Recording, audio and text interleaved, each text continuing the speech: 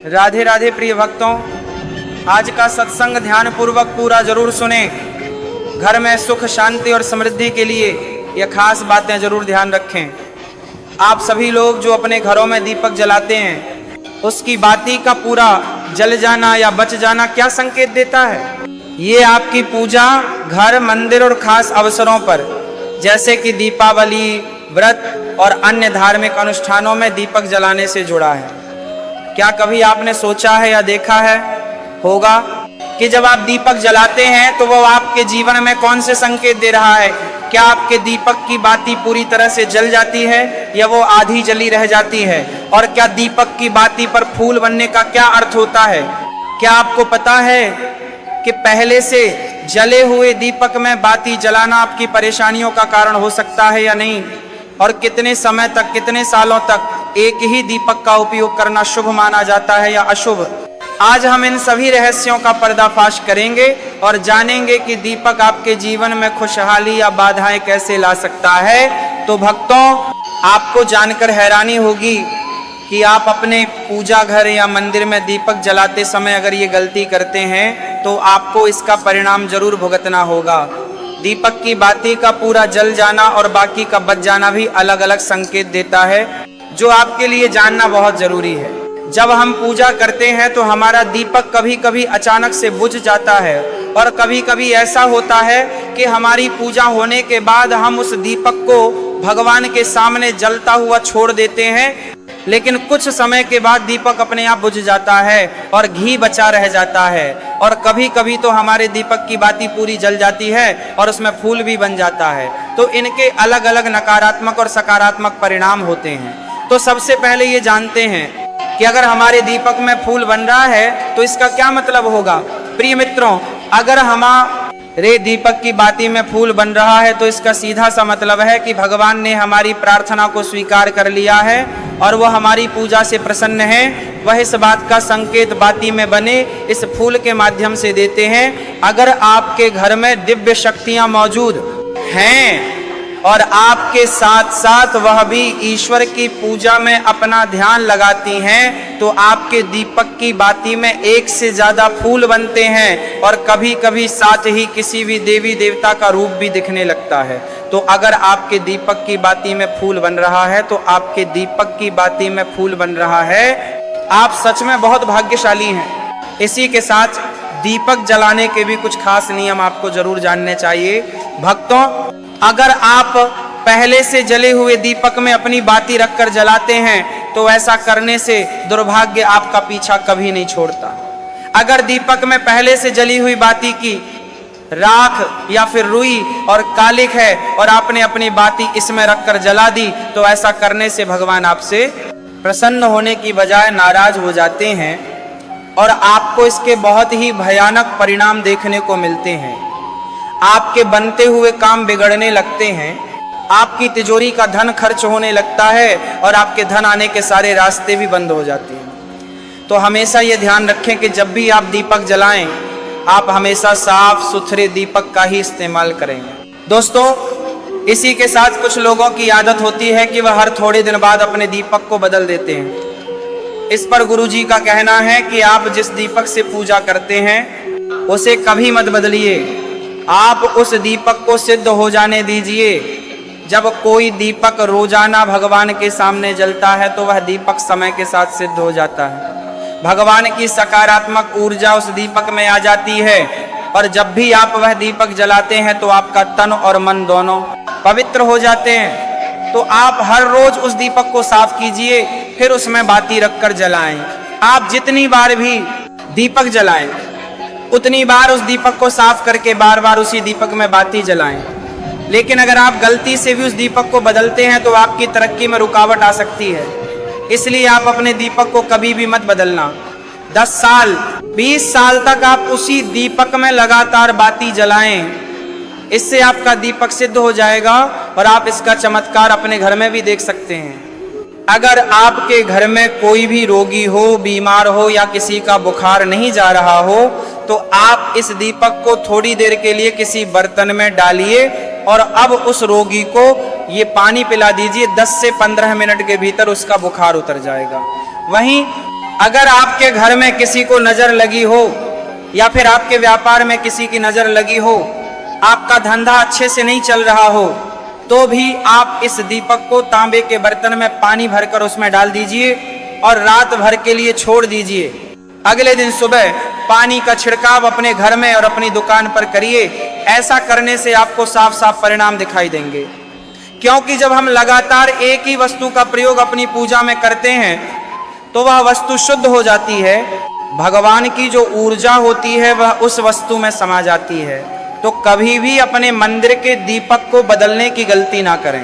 दोस्तों, अगर आपके मंदिर का दीपक टूट जाता है या फिर खराब हो जाता है या खंडित हो जाता है, तभी आप उस दीपक को बदल सकते हैं। लेकिन फिर भी आप उस दीपक को ना फेंकें, बल्कि इसे अपने घर में संभाल कर रखें, क्योंकि ये भगवान की सकारात्मक ऊर्जा का भंडार होता है।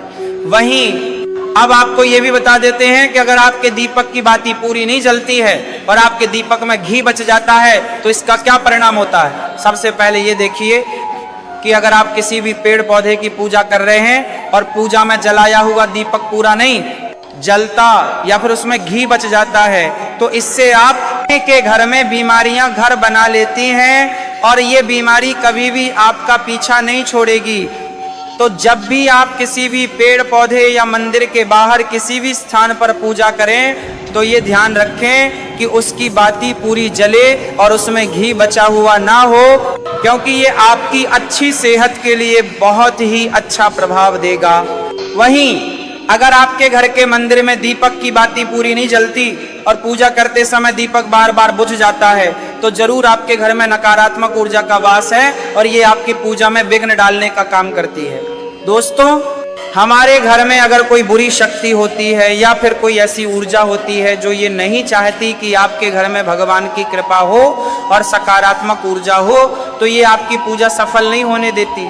क्योंकि भक्तों, एक वातावरण में एक ही तरह की ऊर्जा रह सकती है, या तो सकारात्मक या नकारात्मक। जो बुरी शक्तियां होती हैं वह ये कभी भी नहीं चाहती कि आपके घर में देवी देवताओं की कृपा हो।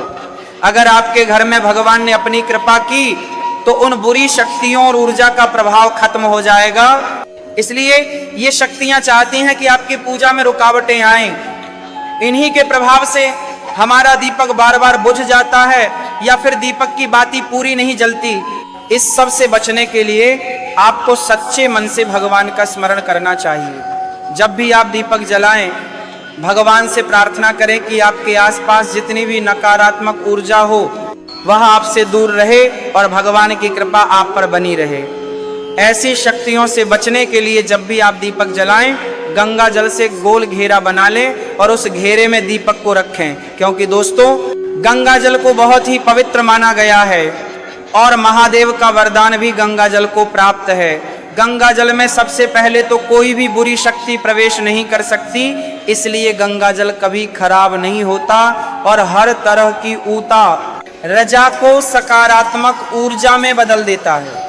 अगर आप गंगा जल से बने गोल घेरे में दीपक को रखेंगे तो ये आपकी पूजा में किसी भी शक्ति को बाधा नहीं बनने देगा और कोई भी नकारात्मक शक्ति आपके दीपक को बुझा नहीं पाएगी। आप निर्विघ्न अपनी पूजा संपन्न कर पाएंगे और देवी शक्तियां भी आपके जीवन में अपनी कृपा और आशीर्वाद बनाए रखेंगे। ये जो हमें दुख मिलते हैं ना, ये पाप के कारण मिलते हैं। लोग मारे मारे घूम रहे हैं दुख मिटाने के लिए, सोचते हैं कोई जादू कर दे, कोई टोना कर दे, कोई जंतर बांध दे, कोई आशीर्वाद दे दे। अरे काहे को पागल हो? यदि तुम अच्छे आचरण करते हो, भगवान का नाम जप करते हो, सन्मार्ग से चलते हो, तो तुम्हें किसी से आशीर्वाद मांगने की जरूरत नहीं। बात मान लीजिए, प्रार्थना मान लीजिए। दिखावे में लाखों लोग अपने जीवन को नष्ट करने के लिए तैयार हैं। ये माया का ही तो दिखावा है जिसमें जन्म जन्म हमारे नष्ट होते जा रहे हैं। सत्य मार्ग को क्यों नहीं पकड़ते हो? किसी के आशीर्वाद की जरूरत नहीं। आपको आनंद प्राप्ति के लिए, आप आनंद के बच्चे हो, आनंद स्वरूप हो, जिनसे आशीर्वाद मांगते हो उनके अंदर जो आत्म तत्व बैठा है वह तुम्हारे अंदर बैठा है।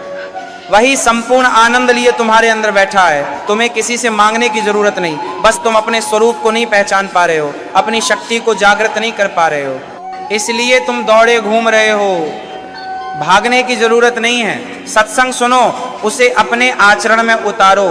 ये बात आप कागज में लिख लो, चाहे दिमाग में लिख लो। जब तक आपके आचरण शुद्ध नहीं होंगे, जब तक आप भजन नहीं करोगे, जब तक आप दूसरों को सुख नहीं दोगे, मन वचन कर्म से किसी को भी दुख नहीं पहुंचाओगे, तब तक आप भाग्यवान नहीं बन सकते। यहां से लेकर ब्रह्मलोक तक अगर आपको सुख मिल जाए तो बता देना, अरे ब्रह्मलोक पर्यंत भी सुख मिलने वाला नहीं है। अर्जुन, यहां सुख मिलने वाला है, अरे ब्रह्मस्तंभ पर्यंत भी सारा माया जगत है, यहां सुख मिलने वाला है। अगर सुख चाहिए, सिंधु जैसा सुख चाहिए, तो भगवान का भजन करो। भजन नहीं करेंगे, बैठ के अपने घर में बैठकर आधा घंटा भजन नहीं करेंगे तो मारे मारे घूमते रहोगे, सोच रहे हैं ये भगवान का अवतार है, हमारा कल्याण हो जाएगा। हे भाई, जब भगवान वास्तविक अवतार लिए थे और जिन्होंने भजन नहीं किए उनका भी कल्याण नहीं हुआ। भगवान के अवतार के समय हम भी रहे होंगे, कहीं ना कहीं किसी जीव जंतु के रूप में कल्याण हुआ क्या? अब भजन करोगे तो कल्याण हो जाएगा, हमारी बात मान लो। बार बार आपको कभी कड़वे शब्दों में, कभी मीठे शब्दों में बताते हैं, हे भाई, बचपन से भगवान के मार्ग में लगे हुए हैं, हमको अपना कर्म भोगना पड़ रहा है। जो शरीर रचना के समय रचा गया था वह सुखद या दुखद कर्म भोगना पड़ेगा। रामकृष्ण परमहंस जी को कैंसर था, भाई हनुमान प्रसाद पोद्दार जी के उदर में कैंसर था, बड़े बड़े महापुरुषों को भोगना पड़ा। तो प्रारब्ध को भोग लो, ये भोगने की सामर्थ्य नाम जप से आ जाएगी और नाम जप करके जन्म मरण के चक्र से मुक्त हो जाओ। मान लो मेरी बात। क्या वृंदावन की परम पावन रज से बढ़कर त्रिभुवन में कोई रज है? इस रज में बैठकर तुम्हें आनंद नहीं मिल रहा तो कहां मिलेगा तुम्हें? क्या भगवान नाम से बढ़कर कोई अमोघ शक्ति है जो भगवान को अधीन कर सके? सुमिरन पवन सुत पावन नामा, अपने बस में कर राखे राम। लेकिन समझ में नहीं आता, ये जीव सोचता है कोई तपस्वी, कोई सिद्ध से हमारे दुख दूर हो जाए। नहीं, भगवान के वचन सुन लीजिए। दैवी है यशा गुणमयी मम माया, मामेव ये प्रपद्यन्ते माया में ता तरंती ते। गुणमयी माया को पार करना बहुत कठिन है, एकमात्र उपाय है मेरी शरण में आ जाओ। हरि हरि शरणम श्री कृष्ण शरणम मम। जब तक प्रभु की शरण में नहीं आओगे तब तक माया से मुक्त नहीं हो सकते। पर समझ में नहीं आता, लोगों को ऐसा लगता है मैं जाऊंगा, आशीर्वाद मिलेगा, मैं सिद्ध हो जाऊंगा, सब दुख नष्ट हो जाएंगे। आप समझो, हमारी प्रार्थना को समझो। हम अंदर से पीड़ित होकर बोल रहे हैं, आप लोग समझते नहीं।